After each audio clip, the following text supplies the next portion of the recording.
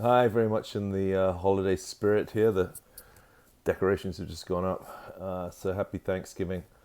This week, as I was writing yesterday, Thanksgiving for oil analysts has a different meaning.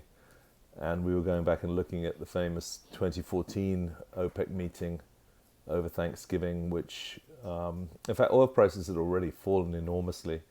The peak at that point was June of 2014 when the oil price was about nearly $120 a barrel, if I remember rightly. And by the time of the OPEC meeting, which was Thanksgiving 2014, we were already at $75 a barrel. So the oil price was going down like a stone.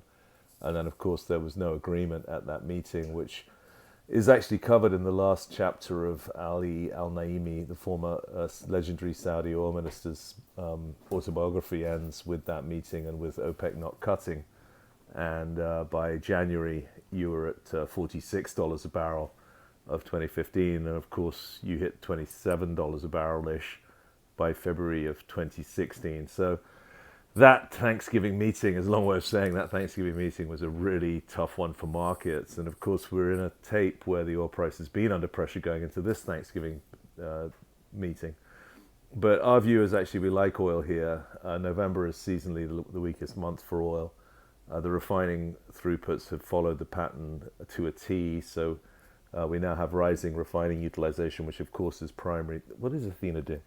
Which is primary demand for crude, and generally speaking, we think that oil can rally here into Christmas because we think the OPEC meeting will actually go quite well. The reason being that essentially it's a Saudi meeting. Saudi is the one cutting production.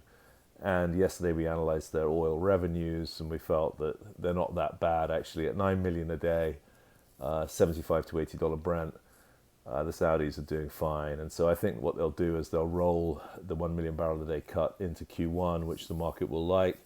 I think knowing that everyone is being very conciliatory at the moment in the Middle East, there even potential to discuss Iran getting a quota. Maybe an outside chance of cuts if Iraq decides to join UAE. You could actually get a more than cut announcement. But at the least, you're going to get Saudi extending into Q1 next year. And so what we're saying is that's bullish oil. And by the way, I'm videoing this inside because it's pretty freezing outside. And we were highlighting yesterday that the 6 to 10 day outlook for US weather has gone from bright red 9 days ago to pretty dark blue. And so it looks like, and there's big storms coming for Thanksgiving, so it looks like it's going to turn pretty chilly. We don't know. That doesn't necessarily mean we'll get a cold winter, but it's coming in basically on schedule. The long and short of it is that we're bullish oil here. We like Devon, we like Hess, we actually like Exxon. Generally speaking, we like the oils to have a good run here.